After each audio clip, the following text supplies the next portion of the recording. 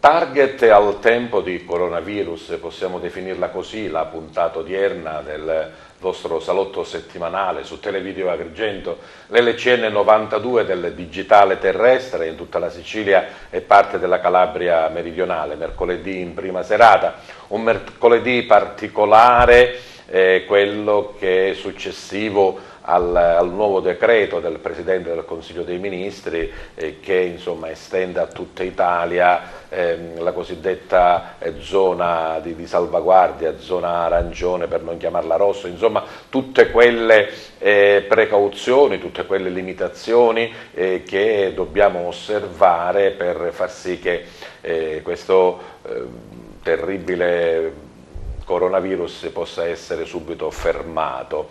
E anche Target si adegua, nel senso che abbiamo dimezzato gli ospiti e abbiamo aumentato le distanze, lo impongono, come dicevo, le normative, ed è per questo che oggi abbiamo solo 3 ospiti in relazione ai 6-7 canonici della nostra trasmissione, ma non solo, parleremo esclusivamente di questo argomento che ci vede coinvolti.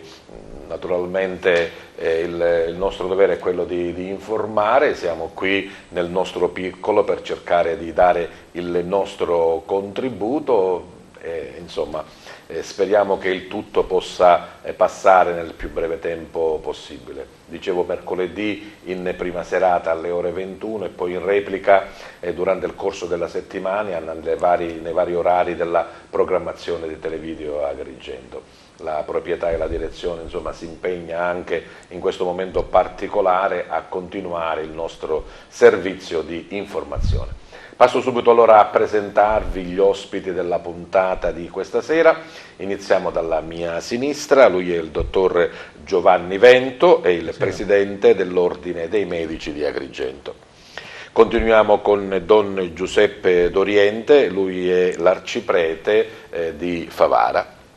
E poi l'imprenditore Fabrizio Lagaipa e l'amministratore del distretto turistico Valle dei Templi. Buonasera. 3 figure importanti che abbracciano 3 argomenti della nostra quotidianità, insomma l'aspetto medico, l'aspetto imprenditoriale, ma anche l'aspetto di religioso e di fede nell'ambito sociale e personale. È proprio da questo punto che vorrei partire, Don Giuseppe, cioè la nostra quotidianità, la nostra vita è stata un po' stravolta, no? Sì, sicuramente, anche perché noi siamo una società, possiamo dire, molto iperattiva e quindi questo fermarci quasi ci fa paura. E dico, è una necessità, è chiaro, non è una scelta che abbiamo fatto liberamente o volontariamente. Però possiamo trarre anche degli spunti positivi di questa situazione. Come dicevo io già domenica parlando ai miei parrocchiani in Chiesa Madre di Favara, dico ecco, può essere l'occasione per riscoprire in modo particolare il dialogo all'interno della famiglia, le vere amicizie, i contatti sociali, perché i contatti sociali, certo, perché attualmente noi abbiamo dei contatti con tutto il mondo.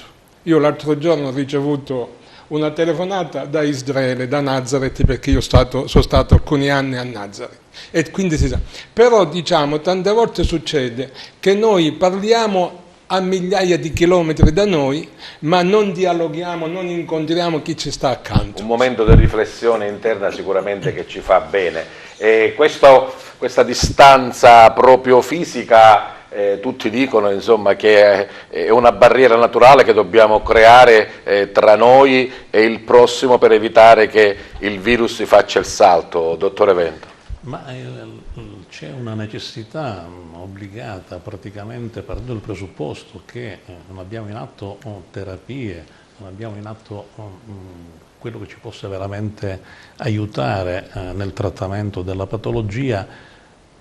Quello che è importante è evitare il contagio, la diffusione dell'epidemia, anzi forse è il caso di chiamarla pandemia, visto che oramai purtroppo possiamo usarlo questo termine già? Sono coinvolti più di 100 paesi nel mondo. Per cui, ripeto, dico, è importante fare e promuovere questo tipo di controllo nella diffusione, e tutte le indicazioni che sono state date nei protocolli parlano appunto di mettere in atto quei principi di igiene. Intanto ci sono dei decaloghi che oramai vengono sistematicamente riproposti dai mass media, dalle comunicazioni, per quanto riguarda l'atteggiamento, la necessità di lavarsi le mani sistematicamente e continuamente, di tenere la distanza, perché sappiamo benissimo che quelli che sono i mezzi di trasmissione del virus, mi riferisco per esempio alla patologia influenzale tipica che trasmette attraverso le goccioline di flusso, quello che sono il virus attraverso la tosse, lo starnuto, per cui evidentemente mantenere una distanza è importante per far sì che non ci sia questo contagio. Tra l'altro l'indice di contagiosità è appare a 2,5, cioè ogni soggetto può contagiare almeno due persone,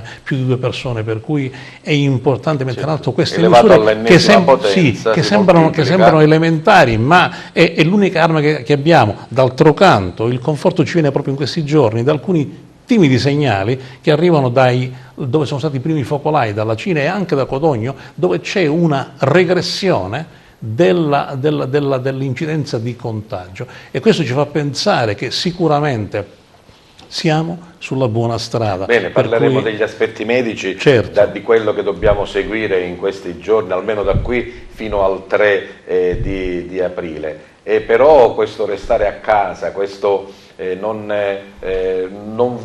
svolgere una vita normale, naturalmente ha delle ripercussioni, delle grandissime ripercussioni sulla nostra economia e di chi vive dalla frequenza e dalla presenza delle persone che poi sono i propri clienti. Fabrizio? Il turismo è stato oggettivamente azzerato, c'era, come dire, in questo senso la necessità di farlo, perché ovviamente l'esigenza sanitaria soverchia qualsiasi altra cosa, quindi sono delle misure che sicuramente non sono state prese a cuor leggero dal governo prima e dal governo regionale poi.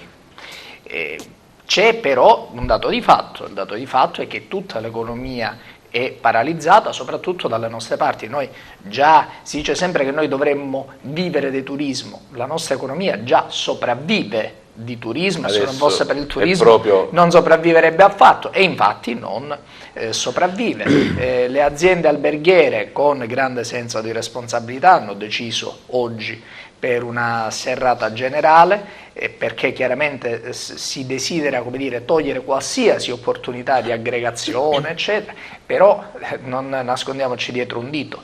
Anche a rimanere aperto, comunque i numeri che si possono generare sono assolutamente risibili.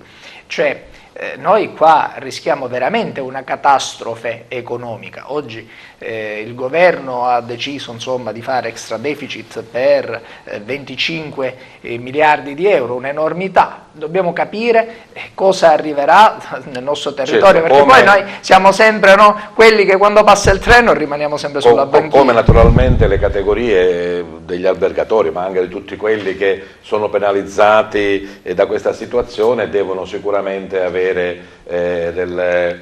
non diciamo dei benefici, ma dei rimborsi su quello che è mancato.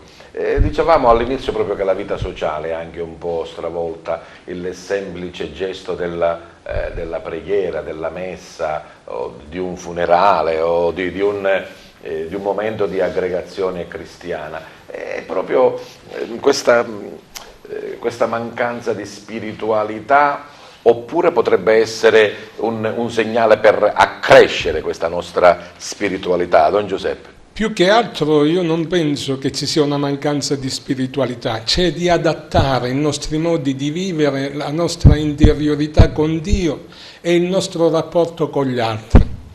Perché Gesù diceva giustamente agli ebrei: l'uomo non è fatto per il sabato, ma il sabato è fatto per l'uomo. E noi ovunque possiamo pregare, né è necessario che sia sabato o domenica, ma proprio domenica prossima nel Vangelo che si leggerà, noi sacerdoti celebreremo, singolarmente, ecco, e l'applicheremo indubbiamente alle nostre comunità. C'è l'incontro di Gesù con la Samaritana e la Samaritana domanda a Gesù: noi preghiamo sul Garizim, lì i giudei dicono che bisogna pregare a Gerusalemme. Dice: e tu cosa ne dici? E Gesù dice: d'ora in poi non si pregherà né a Gerusalemme né sul Garizim, ma si onorerà Dio in spirito e verità. Cioè significa, noi Dio lo abbiamo già dentro di noi, perché l'uomo è stato fatto a immagine di Dio e noi lo possiamo pregare ovunque, comunque e senza limiti. Cioè l'unica cosa è chiaro, ci mancherà il rapporto, il contatto del prossimo, ma il contatto col prossimo l'abbiamo in famiglia. Tra l'altro col Concilio Vaticano II si parla di chiesa domestica e Gesù dice: dove ci sono 2 o 3 persone unite nel mio nome, io sono in mezzo a loro. Quindi non cambia niente per il cristiano. Anzi, forse magari potremmo trovare dentro di noi un qualcosa di particolare per accrescere e rafforzare la nostra fede. Cioè io penso che adesso anche magari possiamo mettere più in pratica quando Gesù ci chiede. Cioè per esempio l'aiuto, il sostegno, la presenza per quelle fasce più deboli. Ecco per esempio una telefonata, un avvicinamento, un sentire un amico, una persona anziana per telefono, o se c'è bisogno anche, perché nell'estrema necessità non è che ora noi dobbiamo salvaguardare solo noi stessi. È previsto anche dal decreto, in caso di necessità. Ma fra l'altro Gesù dice: non c'è amore più grande di chi dà la vita per gli altri. No, speriamo che nessuno debba morire, assolutamente, perché noi ce lo auguriamo tutti. Però, diciamo, fa parte della nostra esistenza. Non si può celebrare messa e nemmeno va la Via Crucis. Lei l'altro giorno ha fatto una cosa singolare. Quello che vediamo è proprio Don Giuseppe d'Oriente con questo amplificatore portatile in giro per Favara a dire e a fare cosa, Don Giuseppe? Innanzitutto ho voluto dare un messaggio di speranza e di preghiera. Ho pregato e poi ho richiamato proprio alcuni valori che dobbiamo, ecco, il vivere in famiglia, il rafforzare i nostri rapporti familiari, le nostre amicizie, essere presente con le persone che soffrono. E poi ho messo in evidenza, pure l'ho ripetuto più volte, di tenere conto e di osservare tutte queste regole che ci vengono date, perché poi non sono così impossibili da vivere. Più che altro non siamo abituati. Ci abituiamo, perché io facevo questo ragionamento con qualcuno dei miei amici. Nel 1920 i nostri nonni, io ho avuto un nonno che ha fatto la guerra mondiale, che c'è morto, ma venivano da 3 anni di guerra e di fame. Noi possiamo superare questo momento. Penso. Magari qualcuno vedendolo per strada così avrà pensato, dice: ma chi è questo? Vabbè, devo dire che l'ho fatto apposta di camminare da solo. Innanzitutto già per dare un esempio, un'indicazione. Ecco, parliamo delle distanze. Sì. Ecco, questo, dico innanzitutto questo, lo possiamo fare, perché è chiaro che se avesse detto facciamo una processione, ci sarebbe stato, ma certo. Dico, e per questo anche mi sono voluto caricare il microfono addosso io, perché dico così tolgo anche la sensazione che se ce n'è uno davanti a me, dice, se sono 2 possiamo essere 3, 4 e così via. Dico è così, e io l'ho voluto fare solo con questo spirito di servizio e poi specialmente dare una parola di incoraggiamento e io ci credo fortemente che noi usciremo bene da questa situazione, forse un poco rinnovati. E anche la medicina crede che noi usciremo bene da questa situazione, dottore Venta? Sicuramente un momento difficile, un momento di emergenza, ma noi siamo fiduciosi. Ma io, a questo, proprio per essere fiduciosi, molto dipende dall'atteggiamento, dalle riflessioni, dai comportamenti. Parlavamo prima di cambiamento di abitudini, ma io voglio rivolgere proprio un appello. Anzi, giorni fa noi abbiamo inviato a tutti gli organi di stampa di comunicazione, sarà arrivata anche a voi, adesso non ho verificato se l'avete trasmesso, ma un comunicato che si rivolgeva alla collettività, alla cittadinanza, proprio nell'invitare ad osservare quelle norme indispensabili e importanti, soprattutto, e qui voglio ribadire alcuni concetti, i soggetti che hanno dei sintomi non devono assolutamente, secondo le linee guida, non devono assolutamente raggiungere, proprio per non intasare gli ambulatori dei medici di medicina generale e i siti, i luoghi di continuità di assistenza, di continuità assistenziale, la guardia medica per intenderci, perché altrimenti rischiamo di creare un momento più difficile di gestione di sanità, mentre invece i protocolli prevedono, noi abbiamo in questo senso, i medici sanno quello che devono fare, il triage telefonico, cioè il paziente deve rimanere a casa e comunicare al medico, al medico di guardia medica, al medico di famiglia, i sintomi. Il medico sicuramente, secondo delle domande, sarà in grado di valutare l'entità del problema e stabilirà se farlo rimanere in quarantena o se allertare il 118, se riterrà opportuno sottoporlo a un controllo, a un tampone. Adesso so che si stanno approntando anche dei tamponi a risposta più immediata, in modo tale da accelerare i tempi di diagnosi per essere ancora più sicuri con le verifiche. So che è stato allertato anche, è stato autorizzato e dotato di attrezzature idonee l'ospedale di Caltanissetta, proprio per evitare i tempi di attesa, di accorciare i tempi di attesa, ma è importante che i cittadini, gli utenti rispettino queste regole semplici ed importanti, perché non dobbiamo assolutamente intasare neanche i pronto soccorsi. Ci dobbiamo allarmare per una semplice tosse o per un po' di mal di testa, o c'è proprio, diciamo, una diagnosi precisa? Ecco, la diagnosi precisa che il medico farà sicuramente sulla scorta dei sintomi clinici, che poi sono, attenzione, sono i sintomi che abbiamo avuto in altri contesti per l'influenza, ma sicuramente tosse, aumento di temperatura corporea, la cefalea e altre difficoltà respiratorie soprattutto possono essere indicativi, e in ogni caso il medico sicuramente sarà in grado anche telefonicamente di valutare l'entità,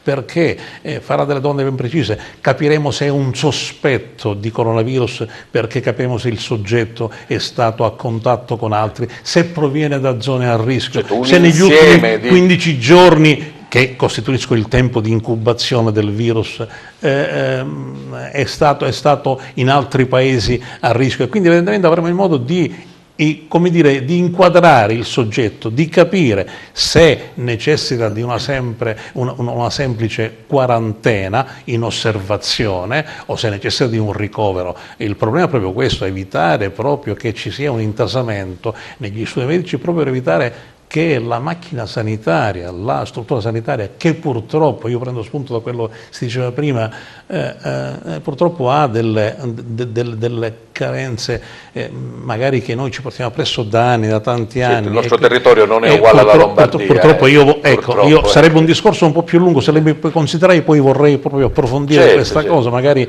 se poi mi dà l'opportunità. Bene, e comunque queste sono le indicazioni di massima, e dobbiamo essere fiduciosi, perché se rispettiamo le regole e quando ci viene proposto, sicuramente noi possiamo superare questo momento veramente difficile. E a proposito di superare i momenti difficili, l'economia sta alla base di tutto. Dicevamo oggi, mentre insomma si parlava così, affrontando anche degli argomenti di vita quotidiana, il ristorante si deve chiudere, il bar deve fare delle attenzioni, ma come si fa a portare avanti un'azienda? Innanzitutto c'è da salvaguardare la vita, e poi magari l'azienda verrà dopo, però è anche giusto che chi non può guadagnarsi il pane perché costretto a chiudere o comunque a diminuire la propria attività deve avere degli aiuti di Stato. E questi 25 miliardi di deficit, alcuni potrebbero essere inseriti in questo contesto, cioè nel dire a voi operatori non vi preoccupate, avrete meno tasse, avrete meno... in parte avete sì. delle indicazioni, allora, Fabrizio? Sì, in parte sì, noi abbiamo collaborato diciamo già all'inizio di questa cosa con alcuni deputati, mi si consente in questo momento di non citarne nessuno, perché uno sembra che poi faccia propaganda, però senza fare il nomi, come dire, desidero esprimere gratitudine a chi ha dato disponibilità. Non mi sembra il caso in questo momento di citare. L'ho detto anche Conte, lasciamo stare. Detto questo, diciamo, ci sono degli emendamenti, delle cose, ora dovrebbe uscire questo decreto che utilizzerà la metà di questi soldi per le imprese. Economica, ecco, dell'intervento economico. Ora no, c'è da precisare due aspetti. Intanto, vero è che si sta parlando di una moratoria sui mutui, quindi significa posticipare le rate dei mutui, vero è che si parla di posticipare o addirittura condonare una parte delle imposte. E questo ovviamente è doveroso, perché se le aziende non possono guadagnare, che cosa dovrebbero mai riuscire a pagare? Per quanto riguarda gli impiegati, il ministro Catalfo ha parlato di una cassa integrazione per tutti, quindi si possono mettere questi collaboratori in cassa integrazione garantendo loro il necessario. Detto questo, invece, esiste un anello debole, che è l'imprenditore, perché l'imprenditore intanto ha degli impegni assunti precedentemente. Mi riferisco in particolare a quelli che vivono di turismo, che sono stati in apnea economicamente parlando tutto l'inverno e adesso aspettavano di prendere una programmazione si fa prima nel prendere tutto quello che è necessario. Quando uno ha preso degli impegni, c'è chi ha fatto gli assegni banalmente, questi assegni che ora arrivano in banca, se lui non ha potuto lavorare, come li paga? Come fa a rispettare l'impegno? Assolutamente non è possibile. Non solo, qual è la garanzia che lui possa banalmente andare diciamo che chiudi l'azienda e non paghi nessuna spesa, ma al supermercato per la tua famiglia come ci vai?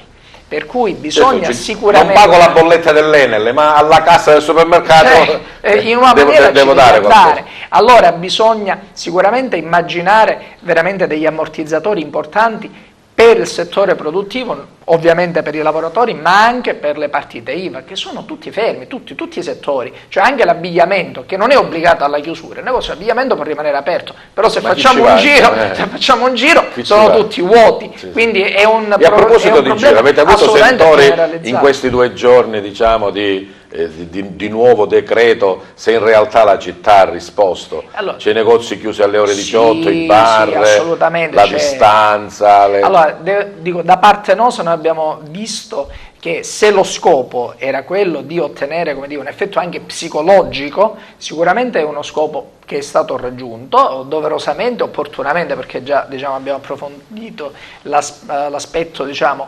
tecnico da questo punto di vista. Speriamo che non sia una cosa che duri a lungo, speriamo che sia veramente una necessità che duri poco, perché il fiato delle aziende è cortissimo, e poi magari nel prossimo giro di interventi vorrei parlare anche di quello che si dovrebbe fare. No, vorrei chiederti una cosa personale. Tu hai una struttura alberghiera, insomma, hai un'azienda, una società da portare avanti. Ci dici veramente nel tuo io che cosa hai fatto di concreto oggi e che cosa hai deciso di fare assieme alla tua famiglia e alla tua azienda? Noi continuiamo a presidiare l'azienda, però rispondiamo al telefono, l'azienda è chiusa e non potrebbe essere diversamente, cerchiamo di minimizzare i costi, posto che anche volendo i turisti non potrebbero raggiungerci, per cui parlare di turismo in questo momento è assolutamente fantascienza. La Valle dei Templi è chiusa, i musei sono chiusi. Ci potrebbe essere qualche commesso, insomma, una cosa ma anche coloro i quali girano per lavoro sono stati messi in congedo dalle aziende, cioè non soggiorna più nessuno, per cui si cerca assolutamente di minimizzare i costi. Uno magari fisicamente va lì, ovviamente, per presidiare per 1000 ragioni, però non c'è motivo di tenere aperto. Qua bisognerebbe, semmai, ripeto, questo magari ne parliamo dopo, bisogna cominciare adesso a pensare cosa faremo dopo, perché il turismo straniero per l'Italia per i prossimi 2 o 3 anni ce lo possiamo dimenticare, perché siamo un lazzaretto agli occhi degli altri paesi del mondo. Dobbiamo decantare ancora per parecchi anni. Sì, per cui dico, c'è una cosa da fare e va cominciata a pianificare da adesso. Don Giuseppe, magari fra un po' di tempo sarà più bello, ci sarà più soddisfazione abbracciarci, stringerci le mani e ritornare a quella socialità, e anche dal punto di vista religioso a quelle che sono le manifestazioni un po' più, diciamo, umane rispetto alla religiosità in sé per sé. Ma questo senz'altro, vabbè, è nella nostra natura e non possiamo eliminarlo, né attualmente diciamo, ci priviamo per un bene maggiore che è la salvaguardia della salute e in modo particolare per confermare quello che ha detto il dottor Vento, ecco, che in modo particolare evitiamo che ci sia un afflusso superiore a quello che può recepire diciamo, i mezzi che abbiamo a disposizione della provincia. Sicuramente delle forme ritorneranno perché come carattere noi siamo portati all'espansione, diciamo, ad incontrarci anche, a toccarci anche fisicamente, perché il toccarci ci fa sentire anche quella simpatia che c'è tra l'uno e l'altro. Questo, cioè, adesso lo facciamo con serenità, senza nessun problema, proprio per salvaguardare noi stessi e salvaguardare chi ci sta vicino innanzitutto. Magari dal punto di vista delle tradizioni religiose popolari, non lo so, mi viene in mente che una volta si faceva uscire la Madonna quando c'era la carenza di acqua, per esempio, sì. No? Oppure per altre cose c'è un santo particolare a cui rivolgersi e pregare di più. Ci potrebbe essere magari un santo a cui... No, ma io penso che oggi dobbiamo ascoltare pure la scienza. Proprio leggendo la descrizione della peste a Milano nei Promessi Sposi, c'è scritto che il cardinale Borromeo non voleva fare una processione perché capiva qual era il pericolo di fare quella processione. Cioè aumentava invece ma fu costretto dalle situazioni e lo dovette fare. E cioè oggi noi con le conoscenze che abbiamo non possiamo fare queste cose perché significa cadere nell'oscurantismo. Dobbiamo e d'altra parte non è essenziale questo per la vita religiosa. Fabrizio invece vorrebbe fare la processione, invece no? approfittare.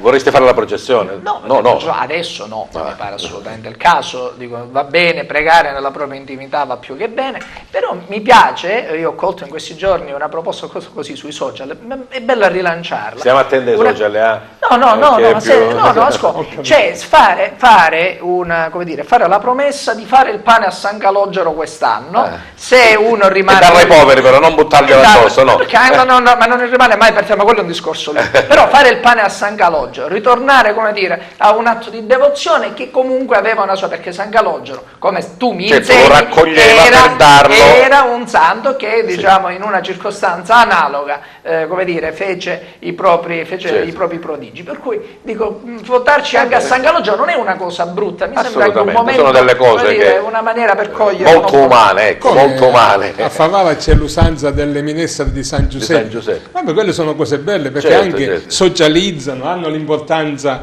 religiosa e sociale, civile, quindi va benissimo. Però in questa situazione che viviamo, per adesso è meglio osservare quello che ci viene detto, perché è la salvaguardia della nostra vita, della nostra persona, delle persone a cui vogliamo bene. E questo passa avanti a tutto, perché la vita dell'uomo passa davanti anche alle feste. Ci dice Gesù, che è l'uomo il centro del creato, è l'uomo che interessa a Dio. Le altre cose ci aiutano, se ci aiutano benissimo, si possono fare. Aspettiamo la scienza, dottore Vento, aspettiamo la medicina per carità, con tutto il rispetto, che ci porti al famoso ad arrivare al... Con tutto il rispetto per l'atto di fede, per carità, è importante, è umano e la spiritualità è un momento molto importante, anche il sostegno psicologico, però voglio dire, attenzione alla medicina basata sull'evidenza, tutto quello che ci viene, la società scientifica, i ricercatori ci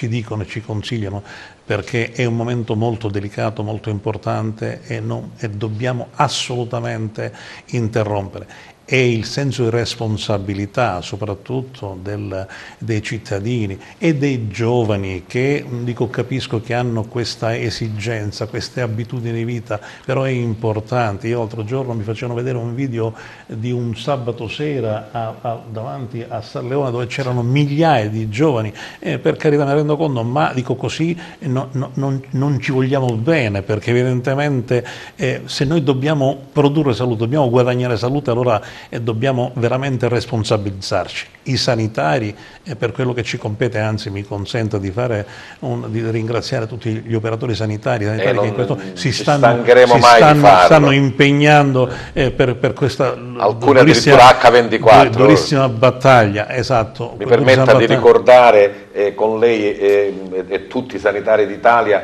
quella figura che ha fatto il giro del mondo dell'operatore sanitario, non ricordo se era infermiere o medico, proprio accasciata sulla tastiera dopo 24 ore di duro lavoro. Purtroppo a qualcuno ci ha definito eroi, però dico, non dobbiamo dimenticarlo poi in altri momenti, perché io poi potrei ricordare che fuori da questo momento di emergenza il medico sport subisce violenze, e questa è una cosa hanno veramente... sfasciato il pronto soccorso, hanno attaccato il medico di guardia.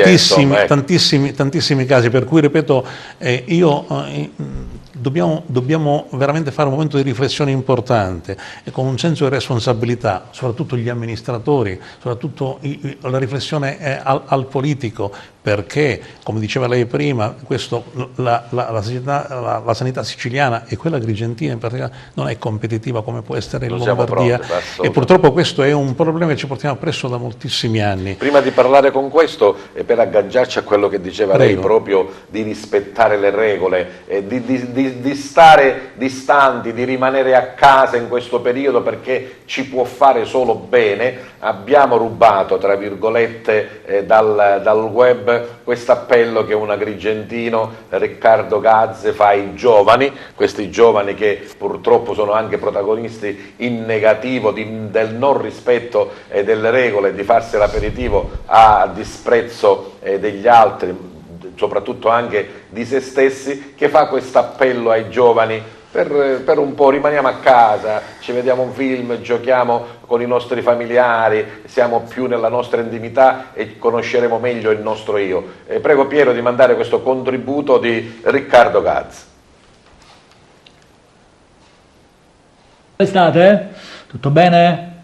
Ragazzi, cerchiamo di far funzionare quel briciolo di cervello che probabilmente è rimasto nella nostra testa. Sono 20, 10, 30, 40 anni che facciamo le stesse cose, weekend dopo weekend, nello stesso locale, nello stesso angolino del locale, con la nostra cerchia di amici che ci rassicura. Anziché magari che adesso approfittarne e parlare con persone che non conosciamo, che potrebbero arricchirci. Allora, per una volta vi si chiede, anziché fare le stesse cose, di rimanere a casa. Non ve lo chiedo io che sono un deficiente, ve lo stanno chiedendo le persone che conoscono realmente quello che è il problema che in questo momento stiamo vivendo. Cioè, lo ha detto il virologo, l'ha detto Burioni, come cazzo si chiama. Rimanere a casa per le prossime settimane, perché insomma l'infezione sta andando avanti in maniera molto veloce e preoccupa.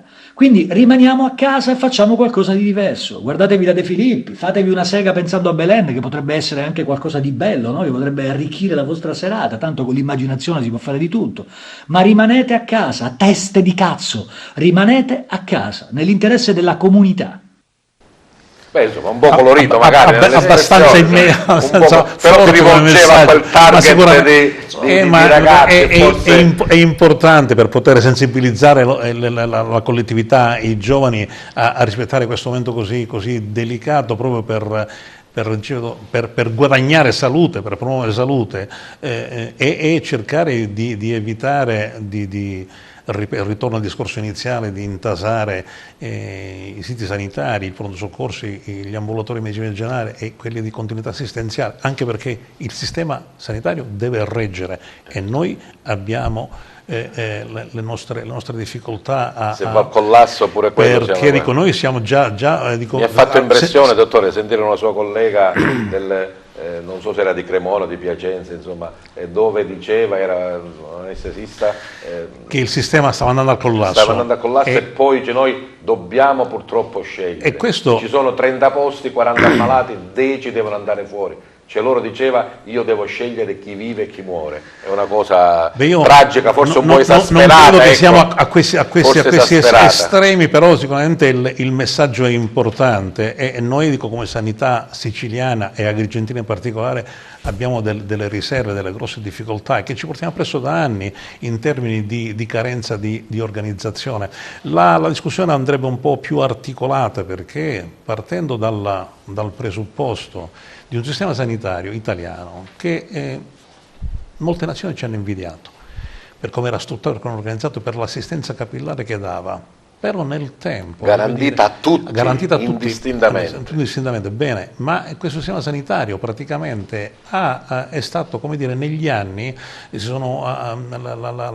la programmazione governativa ha effettuato dei tagli, praticamente negli anni si è creato un sistema sanitario sottofinanziato e sottostimato praticamente, per cui il problema dei finanziamenti, dell'allocazione delle risorse sia economiche che umane non è stato efficiente, soprattutto per il Sud, e questo rientra in una questione meridionale che riguarda anche economia, come diceva il nostro amico prima, ma riguarda il tessuto sociale, ma la sanità in particolare in termini di approvvigionamento, sia, ripeto, come risorse. Noi, soprattutto in particolare in provincia di Agrigento, soffriamo questa situazione che adesso speriamo che non sia così, perché sarebbe veramente drammatico, e adesso ce ne accorgiamo in questo momento dove c'è una richiesta particolare, soprattutto per reparti specifici e ad alta specialità, alta specializzazione. Mi riferisco ai reparti di terapia intensiva,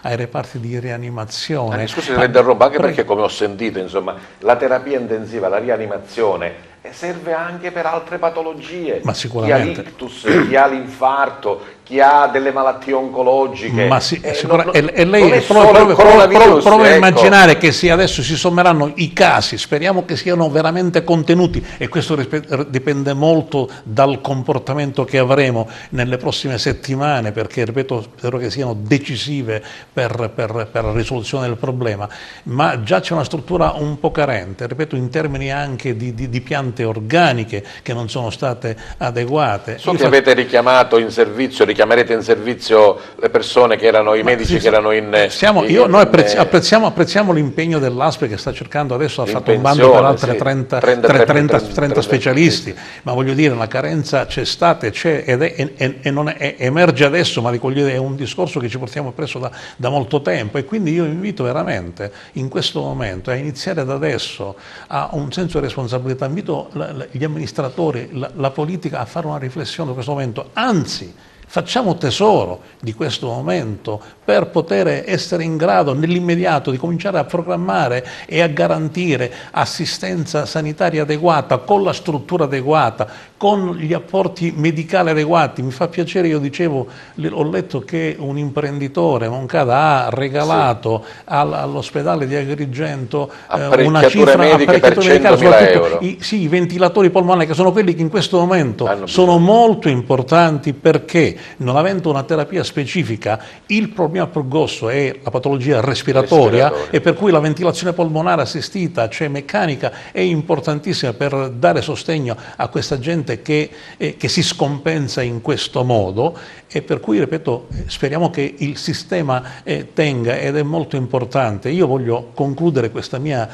analisi, anche se breve, sulle difficoltà di questo sistema sanitario, cioè soprattutto in provincia di Agrigento. Io ribadisco, guardo nel mio contesto, perché io nel territorio dico non è possibile, ne ho parlato già in altre sedi, che Agrigento, capoluogo di provincia, non abbia avuto mai un reparto di malattie infettive, e questo è una cosa veramente drammatica. Ne abbiamo riparlato in occasione, purtroppo, della morte della nostra collega loredana, insomma. Il caso perfettamente. Della malattia. Ripeto, poi dicendo anche che Agrigento è la porta d'Europa, fino all'altro ieri arrivavano migliaia di persone, non avere un presidio sanitario specifico. Allora io facciamo tesoro di questo momento così drammatico, così difficile, e invito a fare tutta una riflessione. I sanitari si assumono la responsabilità della gestione, gli amministratori, i politici facciano una riflessione importante su quello che deve essere l'impegno per questa provincia, per garantire assistenza sanitaria e poi garantire salute alla comunità, all'attività, nel migliore dei modi possibili. E come diceva Fabrizio prima, insomma, a cui rido adesso la parola, partire proprio adesso per programmare il nostro rilancio, per programmare la nuova vita e dare i nuovi mezzi. Allora, mi permetto una parentesi lievemente tecnica. Prego. Praticamente noi in questo momento, come dicevo, Agrigento, l'Italia in generale, è percepita all'estero come un lebbrosario, tant'è che non ci ricevono neanche a noi, quelli che vogliono viaggiare non riescono neanche fisicamente. Un giorno hanno detto che la Roma non deve andare lì in Spagna a fare la partita, non ci può andare, e nemmeno la squadra spagnola può andare a Milano perché non ci sono collegamenti aerei. Io purtroppo, mi perdoni se ma dico, purtroppo è l'unico sistema, l'unico ma io dico, forse bisognerebbe, forse sono esagerato, ma forse in questo momento allora bisognava prendere una decisione alla cinese? Bisognava fare anche di meglio. Non perché forse è l'unico modo, e dico, queste 2 settimane ci daranno il parametro, il segnale di quello che siamo mettendo in atto. Da questo punto di vista io non discuto, io però dico che da un punto di vista della narrazione della situazione all'estero, anche quando qui speriamo presto, quanto prima possibile, la situazione si risolvesse, comunque noi andremmo a patire per alcuni anni, non per poco tempo, per alcuni anni, come dire, questa nomea, perché rimane nella percezione delle persone, anche quando poi non c'è più niente, poi rimane, perché quando tu c'era la viaria, no? Il pollo non l'abbiamo comprato più poi per altri 6 mesi. Ma c'è di peggio, perché il pollo comunque è una cosa che tu gradisci, hai come dire, a portata di mano. Ma se io sono a Stoccolma e devo immaginare quest'anno dove me ne vado in vacanza, ma io me ne vado in Egitto, perché tanto io devo sempre prendere un aereo, o lo prendo per Catania, o lo prendo per il Cairo, o lo prendo per Hammamet. Io sempre un aereo devo scarterò quella che per me è la più pericolosa. La Sicilia e l'Italia poi se ne parla, cioè non è che è una necessità quella mia di andare in Italia. Allora, diciamo, andare a fare marketing sul piano internazionale è una responsabilità che poi avrà, diciamo, il governo italiano, e che comunque sarà una sfida difficilissima, difficilissima. Diciamo che noi potremmo più facilmente attingere a un mercato nazionale dove, essendo stati tutti, diciamo, sulla stessa barca, possiamo percepire effettivamente le zone di rischio, le cose, eccetera. Quindi, diciamo, si può... Gli italiani non vanno all'estero, facciamoci le vacanze in Italia. Questa già sarebbe un'idea. Però in questa cosa ci sarà una competizione spaventosa, perché siccome tutti i territori hanno patito la stessa difficoltà, ci sarà una grandissima competizione nella promozione, e poi oggettivamente l'Italia non è che è carente di zone dove andare in vacanza, cioè tu puoi decidere di andare dalle Alpi a Lampedusa e sono tutte località di vacanza. Quindi il governo territoriale dovrebbe mettere in atto... Bisogna partire subito adesso a pensare intanto le iniziative, intanto a pensarle, e poi a cominciare a programmare anche delle risorse, perché ripeto, gli altri, io dico, no, io parlo, sono amministratore del distretto che, diciamo, fa rete su questo territorio nostro, arriva fino a Caltanissetta, ma diciamo che è questa parte di Sicilia. Già a Palermo hanno cominciato. A Palermo già è nata una rete di associazioni, imprenditori, enti pubblici che già stanno cominciando a pianificare la strategia per il dopo crisi. E ovviamente, io dico una banalità, ma fa bene ripeterlo, non è che i film di Natale li girano a dicembre, i film di Natale lo fanno a giugno, e anche noi, sebbene siamo nel centro della crisi, dobbiamo cominciare già a pensare a cosa faremo. Facciamo la tavola rotonda, ma a distanza di 1,5 metri l'uno dall'altro, sì, però facciamola la tavola. Ma intanto cominciamo a programmare le risorse, perché mi sembra che in questo momento siamo attirati dalla contingenza, che è assolutamente soverchiante, però bisogna avere sempre l'occhio lungo, essere pronti. Certo. Don Giuseppe, certo non poter celebrare un battesimo, non poter festeggiare un matrimonio magari già programmato, purtroppo non poter fare le esequie ad una persona che è deceduta, nel nostro io ci crea angoscia. Certo, crea dei problemi, anche perché, diciamo, c'è questo sentimento forte con queste persone, per esempio con i nostri cari che ci lasciano, però bisogna dire che si può sempre pregare per loro. Se il sacerdote viene chiamato, va a dare una benedizione. La messa si può anche celebrare dopo, quando sarà il momento, cioè noi ci dobbiamo ricordare che i modi di venire in aiuto e per ricordare i nostri defunti non è solo la messa. Ci sono tanti tipi di preghiere, ci sono tanti tipi di azioni che possiamo applicare ai nostri defunti. Io lo dico tante volte anche durante la celebrazione, quando ci sono i 30esimi, gli anniversari, dico guardate che anche quando uno fa un'elemosina, aiuta un'altra persona, perdona una persona con cui si riappacifica con una persona con cui ha avuto dei problemi e lo fa, ecco, in suffragio di quelle persone che abbiamo amato, quella è preghiera per i defunti. Aveva programmato da qui al 3 di aprile un matrimonio, qualcosa che è dovuto Io saltare? il primo No? matrimonio l'avrei il 14 aprile. Ecco, speriamo, insomma, Speriamo che magari ci possiamo. Forse magari, diciamo, sarà fatto in modo più ridotto, ma si possono celebrare, diciamo, questo. la scienza medica sarà in grado di fare questo vaccino, di dire al coronavirus ti abbiamo vinto, e che tempi potrebbero esserci, dottore? Lo abbiamo fatto in passato per i vaccini influenzali che ogni anno somministriamo alla popolazione, soprattutto rivolgendoci a chi ha problemi di patologie, alla popolazione anziana. Io sono fiducioso, ma sicuramente il vaccino, i problemi sono i tempi tecnici, perché lei sa benissimo che la ricerca, il vaccino è stato, il virus è stato isolato, l'ospedale Sacco di Milano ha isolato il virus, quindi stanno studiando un po' le caratteristiche di penetrazione. Togliamoci sta corona, mannaggia! Vediamo, è stato usato il meccanismo di ingresso praticamente, che sfrutta alcuni recettori per essere ancora più virulento.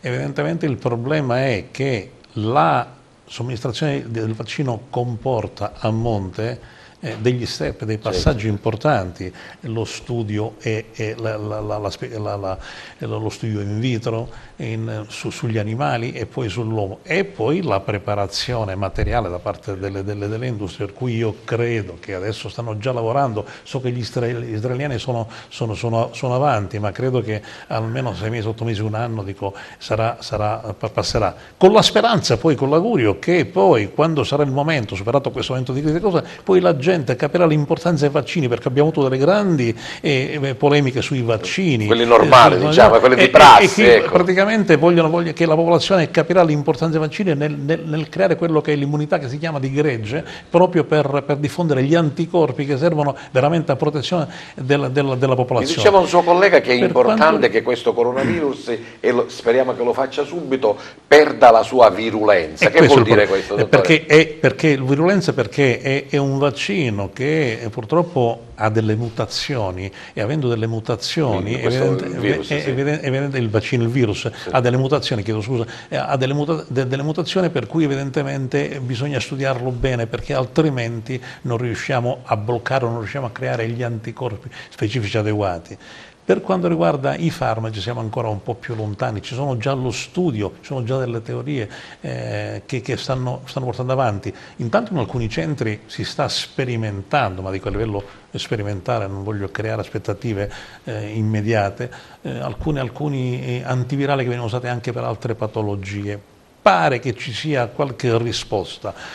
Sicuramente la terapia più immediata sarà il vaccino, augurandoci che la ricerca, sicuramente, che deve essere finanziata anche in Italia, anche lì il finanziamento della spesa sanitaria deve essere rivolto anche alla ricerca scientifica, perché è importantissima, proprio perché deve procedere in questo senso al più presto per dare delle risposte immediate per la salute dei cittadini. Gli ultimi numeri parlano di 10.000 casi e 600 morti, l'incidenza è un po' alta. Ma l'incidenza è un po' alta, però anche lì dobbiamo, certo l'incidenza è alta rispetto all'incidenza del virus influenzale, questa è 3-4 volte più alta. Però i suoi colleghi dicevano che molti non sono morti di coronavirus, ma col coronavirus. Qual è la differenza? La differenza è semplice, praticamente il virus da solo non ha provocato la morte del soggetto, ma ha trovato terreno fertile in soggetti affetti da comorbilità, cioè da altre patologie che hanno purtroppo contribuito ad accelerare il processo degenerativo, e quindi di portare un soggetto al decesso, proprio per mancata risposta immunitaria, per mancata capacità reattiva di difesa dell'organismo. Questo è uno dei problemi, ma con questo vorrei anche sfatare un altro discorso. Dico, prima parlavate dei sistemi di comunicazione, fanno anche, ma ci sono anche le fake news praticamente, le bufale che purtroppo... stare attenti. E perché? Dico, si è parlato di un'incidenza certo più alta negli anziani, in quanto purtroppo sono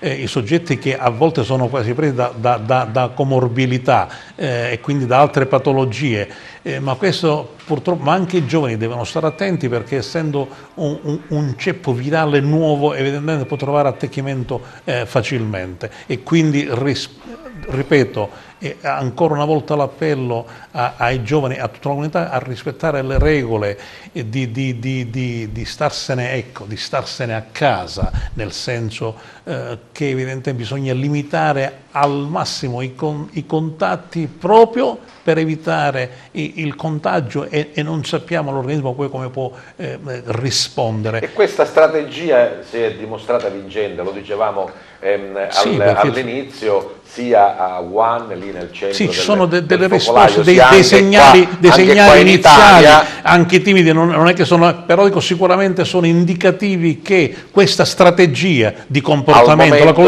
è il miglior sistema, se non la migliore, ecco, per poter, in mancanza di un farmaco specifico, di un vaccino ancora non pronto, è la terapia, il trattamento, la tecnica migliore, la strategia migliore per veramente interrompere, per vincere questa battaglia difficile a cui non eravamo pronti, non eravamo preparati. Speriamo che tutto si possa risolvere nel più breve tempo possibile. A proposito di notizie, c'è stato all'inizio chi ha criticato perché si era preso sotto gamba e chi ha detto che non potevamo chiudere l'Italia in un recinto, chi ha poi detto che il Conte ci ha pensato tardi a fare questo. Insomma, comunque sia, siamo arrivati adesso siamo qui e dobbiamo reagire, in maniera intelligente a questo. Dal punto di vista medico, dal punto di vista imprenditoriale, dal punto di vista umano e della nostra spiritualità, diciamo, ogni tassello, ogni settore è importante per proseguire e andare avanti, Don Giuseppe. Sì, senz'altro, diciamo, bisogna farsi coraggio senza deprimersi, perché nella storia dell'umanità ci sono sempre questi ricorsi, queste situazioni tragiche, situazioni difficili da superare, e si possono e si devono superare. L'imprenditoria italiana, siciliana in particolare, insomma, è camaleontica, Fabrizio. Noi siciliani, insomma, passiamo dal vendere le fave a diventare imprenditori, da fare l'arrivo sulla Luna a ritornare a zappare la terra, insomma. Sì, dai. Io infatti devo dire che la preoccupazione manifestata dai più è quella proprio di passare dagli imprenditori al vendere le fave, ad avercele le fave, a essere più capaci, perché in tanti non siamo più capaci a zappare, a farle le fave. Bisognerebbe anche recuperare un know-how. No, ovviamente noi speriamo e siamo fiduciosi, però ci aspetta veramente, come dire, per fare una metafora biblica, una traversata nel deserto, perché, ripeto, quando questa cosa sarà per tanti, si spera brevemente, sarà risolta, quindi si comincerà a uscire, per noi comincerà veramente una convalescenza, mi riferisco al settore del turismo, ma di tutto il commercio, che poi chiaramente il turismo attiva tutto, la lavanderia, fisioterapia, per il fornitore, eccetera, eccetera. Quindi noi ci aspetta veramente una traversata. Io credo che il settore turistico di Agrigento e italiano più in generale non si riprenderà prima di un paio d'anni. E questo significa che io voglio sperare che veramente si faccia di tutto per aiutarci, perché siamo veramente in grande difficoltà. Ecco, anche insomma, questa puntata un po' particolare di Target ha praticamente avuto il suo corso. Abbiamo, insomma, spero, dato delle informazioni utili, abbiamo parlato di cose che magari un po' tutti sappiamo, perché in realtà se ne parla sempre, ma anche nel nostro piccolo e nel nostro territorio anche noi vogliamo dare il nostro contributo e speriamo, insomma, che al più presto possiamo ritornare a rivedere le stelle. E come in ogni puntata di Target da oltre 10 anni a questa parte, arrivato alla fine, noi chiediamo ai nostri gentili ospiti, nel salutarli e nel ringraziarli della loro presenza, di fare il loro saluto in maniera particolare. Ecco, non lo so, magari con una citazione, con una frase, con un buon proposito, con un qualcosa che, lo abbiamo già visto in questa puntata, ci deve dimostrare la nostra positività. Non abbiamo bicchieri sul tavolo, però dottore il nostro è sempre mezzo pieno e quindi diciamo che il nostro andare avanti è un segno di positività. Grazie della presenza, del contributo e della partecipazione al dottor Giovanni Vento, presidente dell'Ordine dei Medici di Agrigento. Il suo saluto, dottore. Dico, io veramente auspico che questo momento venga superato nel più breve tempo possibile, ma questo credo che dipende molto da noi, dall'impegno, dal senso di responsabilità che tutti noi avremo e metteremo in questa vicenda, in questa problematica così seria, così drammatica, e sono convinto che l'Italia riuscirà a venire fuori da questo momento così difficile, auspicando che ognuno si renda conto di cosa deve fare e come lo deve fare. Saltiamo un po' Don Giuseppe, andiamo da Fabrizio Lagaipa, amministratore delegato del distretto turistico Valle dei Templi, e con lui insomma un in bocca al lupo a tutti gli operatori non solo del turismo ma del commercio e dell'economia in genere. Cosa dire, sarà dura ma ce la faremo, ne abbiamo viste di peggio, ce la faremo. Grazie a Don Giuseppe Doriente, l'arciprete di Favara, il suo pensiero finale, Don Giuseppe. Ma sicuramente, come dice la Bibbia, dopo la notte spunta sempre il sole e la giornata, quindi dopo questo momento difficile sicuramente ricominceremo il nostro ritmo normale e magari con più entusiasmo. Ecco, per adesso soffriamo, ma ci aspettano, io sono convinto, tempi migliori, perché Dio cammina con noi e cammina con l'uomo nella storia. Grazie della vostra presenza e partecipazione, grazie al nostro gentile pubblico, e mi raccomando, restiamo a casa quando possiamo, usciamo soltanto veramente in casi di vero bisogno, per il lavoro, per una necessità. Come diceva il dottore e i medici in generale, cioè questo non essere a contatto diretto farà sì che il virus non può fare questo salto e passare da uno all'altro. Ce la faremo. Grazie e buona prosecuzione.